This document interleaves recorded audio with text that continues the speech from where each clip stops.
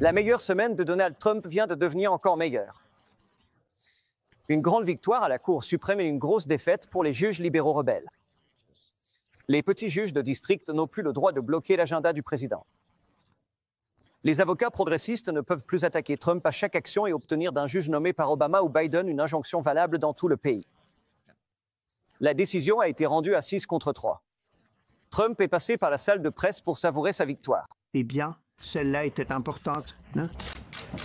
C'était une grande décision. Ce matin, la Cour suprême a rendu une victoire monumentale pour la Constitution, la séparation des pouvoirs et l'état de droit. Cela rend le pouvoir à ceux qui devraient l'avoir, y compris le Congrès, y compris la présidence. Et cela enlève seulement le mauvais pouvoir aux juges. En réalité, ça n'enlève pas le pouvoir, ça enlève le mauvais pouvoir, le pouvoir malsain, le pouvoir injuste, et ça va vraiment être... C'est une décision vraiment monumentale. Bonnie était là, et elle a dit que la nation venait de devenir beaucoup plus sûre. Vous devriez tous vous sentir plus en sécurité maintenant que le président Trump peut expulser tous ses gangs et qu'aucun juge de district ne peut se prendre pour un empereur face à cette administration, à ses pouvoirs exécutifs et à la raison pour laquelle le peuple des États-Unis l'a élu. Entre autres choses, des juges rebelles empêchaient Trump de supprimer le droit du sol. Donc, après cette décision, la question du droit du sol va être accélérée devant la Cour suprême. Les juges entendront l'affaire en octobre. Merci pour cette décision.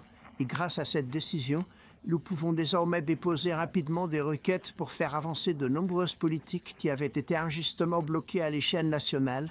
Et parmi les cas dont nous parlons, il y aurait la fin du droit du sol, qui revient maintenant sur le devant de la scène. Cela était destiné aux enfants des esclaves. Ce n'était pas fait pour les gens qui essaient de profiter du système et d'entrer dans le pays en vacances. La guerre juridique est officiellement morte. Les procès frivoles étaient la seule chose qui ralentissait l'agenda de Trump. Avec les démocrates hors du pouvoir, les avocats radicaux étaient la seule résistance.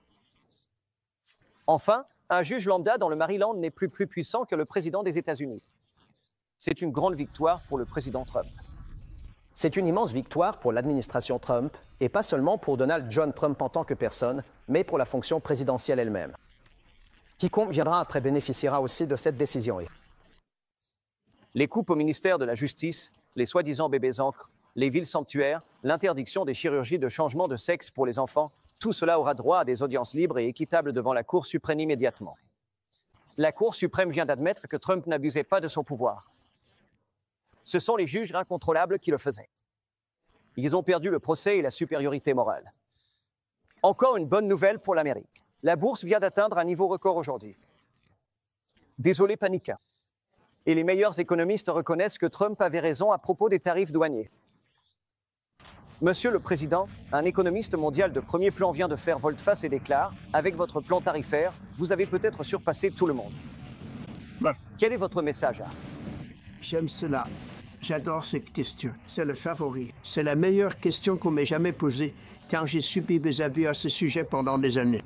Mais monsieur. Parce que, comme vous le savez, nous encaissons des centaines de milliards de dollars sans aucune inflation. Et ce n'est pas tout. Les prix de l'essence viennent d'atteindre leur plus bas niveau depuis 4 ans, juste avant l'été. Tellement bas que le Congrès pourra venir en voiture au travail la semaine prochaine pour voir Trump signer son grand et magnifique projet de loi. Tout le monde travaille ensemble. Le leader Thune, le président Johnson, avec l'aide du président Trump, ont réussi à faire avancer de justesse des majorités. Et je pense qu'on va réussir à conclure ça. Le président signera la loi le 4 juillet. Vous savez ce qui accompagne bien la bière, le barbecue et les feux d'artifice? Pas de taxe sur les pourboires. Trump ne s'en attribue même pas le mérite. Il l'offre à une magnifique serveuse. Je ne me dirai jamais « belle serveuse » parce que l'apparence n'a plus d'importance. Vous savez, dans notre société moderne, elle se trouvait être belle, mais je ne le dirai pas. Je ne le mentionnerai pas. Malgré tout, une serveuse est venue, je lui ai dit « Comment ça va ?» Elle a répondu « Pas bien, monsieur, pourquoi le gouvernement m'assomme avec les taxes sur les pourboires ?» Et elle m'a regardé. Elle a dit « Monsieur, il ne devrait pas y avoir de taxes sur les pourboires. » J'ai dit « Répétez-le. » Il ne devrait pas y avoir de taxes sur les pourboires. J'ai dit « C'est la chose la plus cool que j'ai jamais entendue. » Maintenant, les médias ne le laissent pas partir. Donald Trump est resté dans la salle de briefing pendant 1 heure. C'est plus de temps en une journée que Biden n'en a passé dans la salle de briefing pendant tout son mandat. Au fait, il y a tellement de questions. Devrions-nous continuer comme ça, Pamela? Oui. C'est l'opposé de Biden. Biden répondait à une demi-question et partait sans y répondre. Il ne s'est pas arrêté là. Aujourd'hui, il a signé un autre accord de paix, cette fois en Afrique. Le Rwanda et le Congo sont venus à la Maison-Blanche pour mettre fin à leur guerre de 30 ans. Le traité de paix a été négocié par Trump et Rubio, et les Africains disent que Biden leur a simplement raccroché au nez. Beaucoup de présidents américains ont ignoré ce conflit. Ils n'ont rien fait. Même moi, je couvre l'administration du président Biden. J'ai insisté à plusieurs reprises sur ce conflit. Des gens meurent au Congo.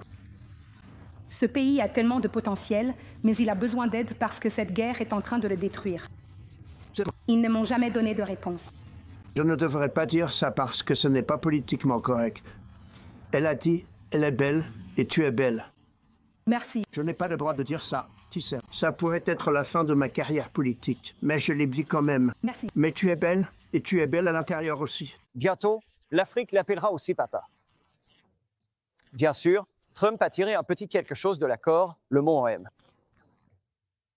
Il a réussi à les réunir et à conclure la vente. Et non seulement ça, les États-Unis obtiennent aussi beaucoup de droits miniers du Congo dans le cadre de l'accord. Ils sont tellement honorés d'être ici. Ils n'auraient jamais pensé qu'ils viendraient à... Écoutez, c'est une région du monde très difficile. Ils ne pensaient jamais, ils viennent de me dire qu'ils n'auraient jamais cru venir un jour à la Maison-Blanche. C'était une journée historique à la Maison-Blanche. Mais le Canada était présent et il a essayé de tout ramener à lui. C'est le Canada. Pourquoi pas? Pourquoi pas le Canada? D'ailleurs, pourquoi? Je veux dire. Parce qu'il s'agit d'un sujet différent pour le moment. Tu mets fin à tout. C'est en fait un sujet beaucoup plus important à l'heure actuelle. Nous venons de mettre fin à une guerre qui durait depuis 30 ans, où 6 millions de personnes sont mortes. Alors, ne me posez pas de questions commerciales sur le Canada. La seule façon pour le Canada d'attirer notre attention, c'est 51e État, sinon on ne vous entend pas.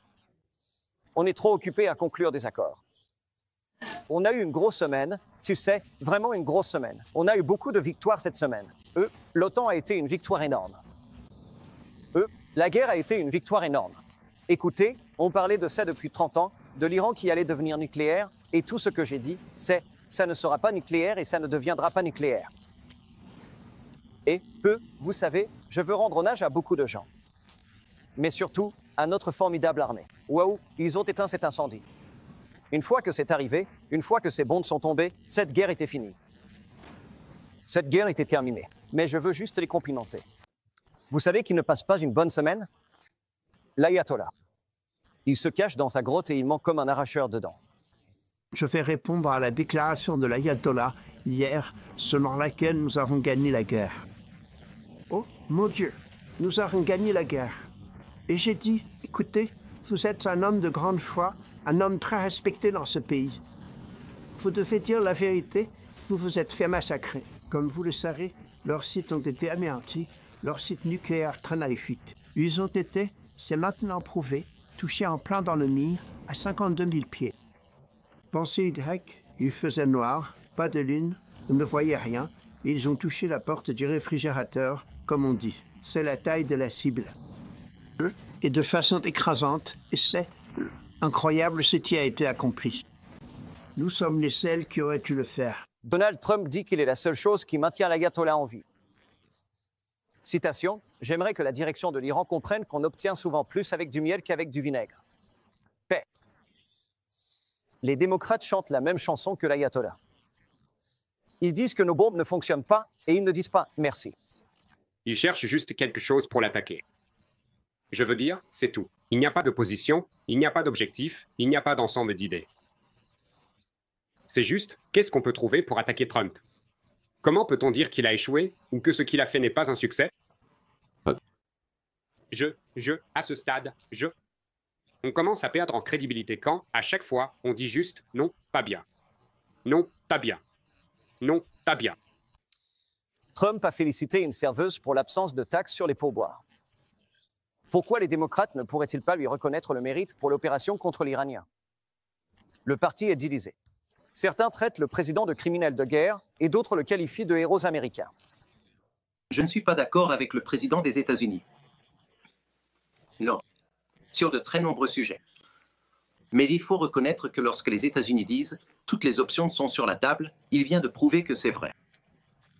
Et la Chine, la Russie et même la Corée du Nord doivent reculer parce que cela a un effet dissuasif, donc le rayon d'impact de cette action va bien plus loin. Les démocrates doivent affronter la réalité. Il n'y a qu'un seul commandant en chef et il a mené une sacrée semaine.